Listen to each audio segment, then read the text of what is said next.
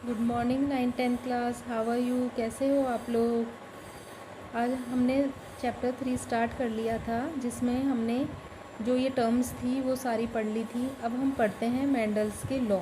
Mendel's ने अपने 3 law दिए थे, इनहेरिटेंस के 3 लॉ दिए थे। वो कौन कौन से हैं? Law of dominance, law of segregation और law of purity of gametes, and third law of independent assortment. ठीक है, तो फर्स्ट हम स्टार्ट करते हैं law of dominance. Law of dominance तो नाम से ही पता चल रहा है, डोमिनेंस मतलब इसमें एक चीज़ डोमिनेंट रहेगी और एक रिसेसिव रहेगी। मतलब जो डोमिनेंट होगी वो अपना इफेक्ट दिखाएगा और जो रिसेसिव रहेगा वो दब जाएगा। ठीक है, जैसे this law of Mendel's is based on the result of monohybrid cross. और ये जो लॉ है वो किसके रिजल्ट पे बेस्ड है? Monohybrid cross. अपन ने टर्म्स जब पढ़ी थी, अपन उसमें पढ़ा था मोनोहाइब्रिड क्रॉस, डाईहाइब्रिड क्रॉस। तो मोनोहाइब्रिड क्रॉस में तो अपन क्या लेके चलते हैं? सिर्फ एक ही टाइप के कैरेक्टर्स को लेके चलते हैं। जैसे वो टॉल हुए, टॉल और शॉर्ट, या जैसे येलो और ग्रीन, है ना, ऐसे ही लेके चलते हैं, इन्हीं में क्रॉस करवाते हैं। और डाई हाइब्रिड में 2 एलील लेकर चलते हैं, 2 कैरेक्टर्स लेकर चलते हैं। ठीक है, अकॉर्डिंग टू दिस लॉ, तो यह क्या कहता है ये law? According to this law, out of 2 contrasting allelomorphic factors only one express itself in an individual। कि इसमें जो 2 कॉन्ट्रास्ट एलिलोमॉर्फिक फैक्टर होते हैं, 2 कॉन्ट्रास्ट एलिलोमॉर्फिक फैक्टर कैसे? जैसे एक तो टॉल और एक स्मॉल, एक टॉल और एक शॉर्ट या स्मॉल। ठीक है, तो ये 2 कॉन्ट्रास्टिंग एलिलोमॉर्फिक फैक्टर अपन ले के चल रहे हैं, तो इसमें only one express itself individual, तो एक ही अपने आप को एक्सप्रेस करेगा। The factor that express itself called dominant. और जो फैक्टर अपने आप को एक्सप्रेस करेगा, अपने आप को प्रदर्शित करेगा, वो डोमिनेंट होएगा। While the other which is not express is called recessive. और जो अपने आप को एक्सप्रेस नहीं करेगा, दब जाएगा, उसे रिसेसिव बोलेंगे। जैसे एग्जांपल देखो, if a pure homozygous tall. देखो होमोजाइगस टॉल अपन ने पढ़ा था टर्म्स में। होमोजाइगस मतलब जो क्या हो, सेम हो दोनों। ठीक है, पी प्लांट का किससे क्रॉस कराया अपन ने? होमोजाइगस ड्वार्फ प्लांट से। होमोजाइगस ड्वार्फ प्लांट से the plant appeared in F1 generation are 100% tall. तो F1 जनरेशन में हमें जो प्राप्त हुए वो सारे प्लांट कैसे प्राप्त हुए? 100% टॉल। तो देखो इसको अपन कैसे लिखेंगे? ठीक है, ये थ्योरी लिखकर अपन इसको एक्सप्रेस कैसे करेंगे? Homozygous tall, homozygous dwarf. Homozygous tall को बोलते हैं कैपिटल टी, इसको स्मॉल टी। ये दोनों क्या है? पेरेंट्स हैं। ठीक है ना, पेरेंट्स जनरेशन। ठीक है, इनमें क्या कराएंगे अपन? Cross pollination. ठीक है, इनमें पॉलिनेशन कराएंगे, क्रॉस पॉलिनेशन कराएंगे। तो इसके गैमेट्स बना लेंगे पहले। इसके गैमेट्स क्या बनेंगे? Capital T. इसके गैमेट्स बनेंगे स्मॉल टी। ठीक है, इनमें क्रॉस करा। ठीक है, तो क्या बना? कैपिटल टी और स्मॉल टी। ये हाइब्रिड टॉल हो गए। ये बन गई अपनी F1 जनरेशन। मतलब F1 जनरेशन में जो हमें प्लांट्स मिले वो कैसे मिले? सारे टॉल। क्योंकि इसमें जो क्या है, जो टॉल वाला फैक्टर है, ठीक है, वो डोमिनेंट है, इसलिए वो एक्सप्रेस होएगा, और जो ड्वार्फ वाला है वो दब जाएगा। इसलिए इसमें है तो ये हिट्रोजाइगस, क्योंकि इसमें स्मॉल भी है और कैपिटल भी है ना। लेकिन कैसा है? टॉल। कैसा है? टॉल। मतलब F1 जनरेशन में हमें सारे प्लांट कैसे मिलेंगे? टॉल। तो आपको एग्ज़ाम में आ जाए लॉ ऑफ डोमिनेंस, तो ये इसकी डेफिनेशन हो गई, क्या बोलता है ये, और फिर ये आपको ये ऐसे लिखना है। अब सेकंड है लॉ ऑफ सेग्रेशन और law of purity of gametes.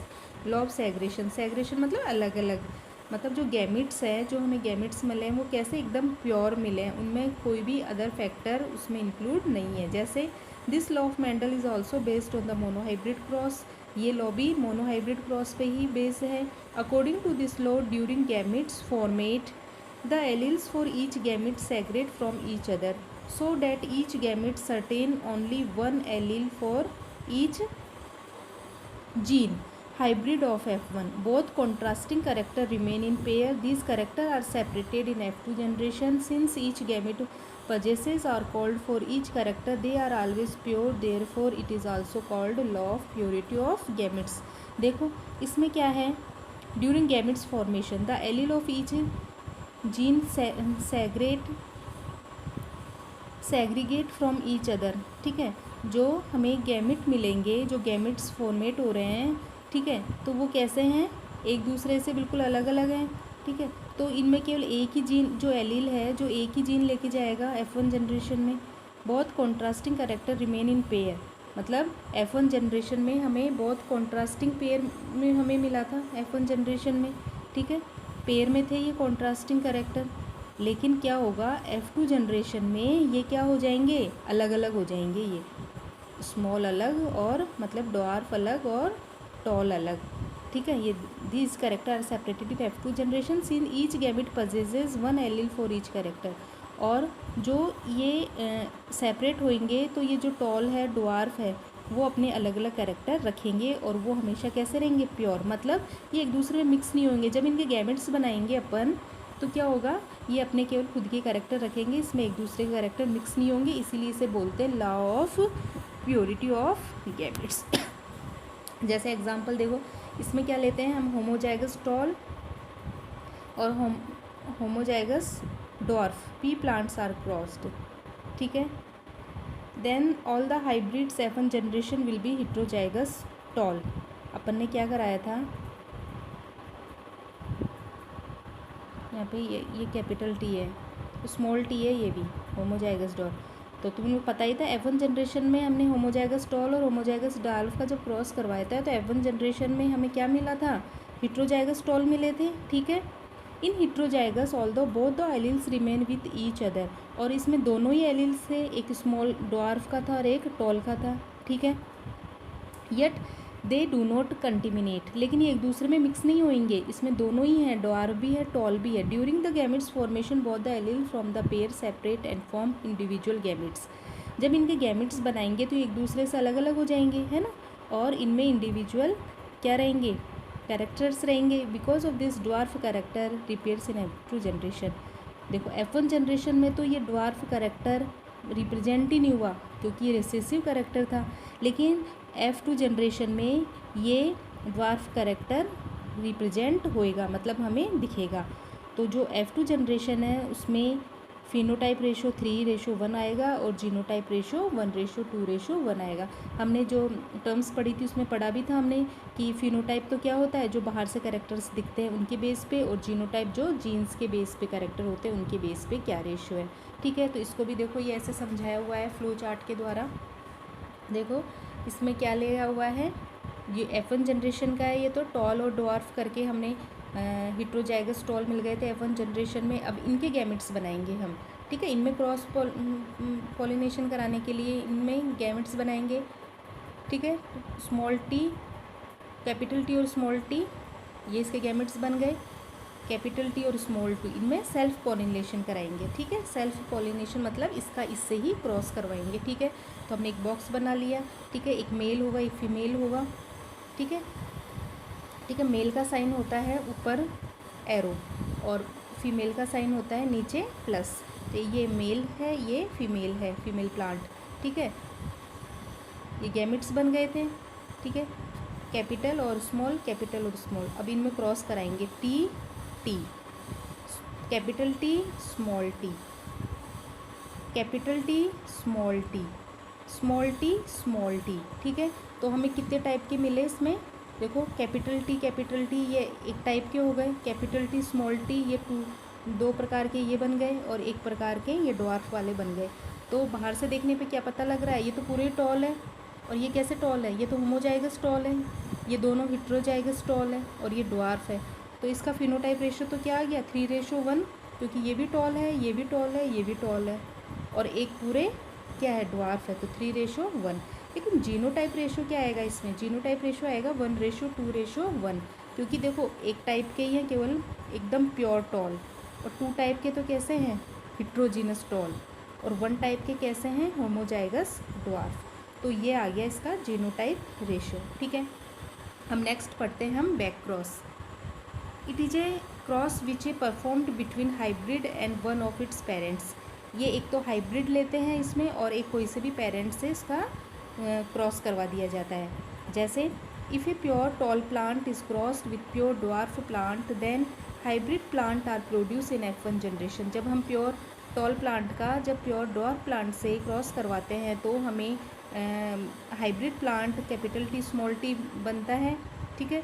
When F1 hybrid is crossed with one parent, और जब F1 हाइब्रिड क्रॉस का अपन कोई भी पेरेंट से या तो वो कैपिटल टी या स्मॉल टी से करा देते हैं क्रॉस, तो उसे क्या बोलते हैं, back cross. In this type of cross offspring will always be 50% pure breed tall and 50% hybrid type heterozygous tall. तो इसमें 50% तो बिल्कुल प्योर मिलते हैं और 50% कैसे मिलते हैं, हेटेरोजाइगस टॉल मिलते हैं। तो फिनोटाइप 100% टॉल ही हो गए, है ना, जिसमें 50% तो होमोजाइगस और 50% हेटेरोजाइगस। जैसे देखो, ठीक है, ये F1 जनरेशन का हमने गैमेट्स लिए हैं और इसका किसी भी पेरेंट से करवा दो, या तो स्मॉल टी से या कैपिटल टी से क्रॉस करवा दिया। तो हमने यहाँ पे कैपिटल टी से करवाया है, तो क्या मिलेगा, कैपिटल टी और कैपिटल टी स्मॉल टी, मतलब 50-50% हमें मिले हैं बैक क्रॉस में। अब नेक्स्ट है test cross. A cross between an organism of F1 generation any homozygous recessive parent is test cross. इसमें क्या करते हैं हम, जो F1 जनरेशन है उसका होमोजाइगस रेसेसिव पेरेंट से टेस्ट कराते हैं, ठीक है, होमोजाइगस रेसेसिव से। रेसेसिव कौन, ड्वार्फ वाले से। The offspring obtained from this cross show the same genotype and phenotype. इसमें भी वही 1:1 मिलता है हमें, ठीक है, वही 50% तो टॉल और 50% ड्वार्फ। लेकिन इसमें कैसे होंगे, होमोजाइगस ड्वार्फ। इसमें तो हेटेरोजाइगस भी मिले थे हमें, ठीक है, देखो टॉल और स्मॉल और ऐसे हेटेरोजाइगस टॉल मिले थे हमें। इसमें देखो कैपिटल टी स्मॉल टी और ये स्मॉल टी, रेसेसिव से करा रहे हैं ना हम स्मॉल टी, तो कैपिटल टी और यहाँ पे हमें पूरे प्योर ड्वार्फ मिल रहे हैं, ठीक है, 50%। तो 50% हेटेरोजाइगस टॉल और 50% होमोजाइगस ड्वार्फ, ठीक है। ये हमारा हो गया टेस्ट क्रॉस। आज की वीडियो में यहीं तक। तो आप लोग ये मेंडल्स के लॉ लिखना, इसमें लॉ ऑफ डोमिनेंस फर्स्ट उसको डिस्क्राइब करना नोट्स में, ठीक है, फिर बैक क्रॉस और टेस्ट क्रॉस के बारे में भी लिखना और समझना, और नहीं आए तो तुम पूछ सकते हो। Thank you.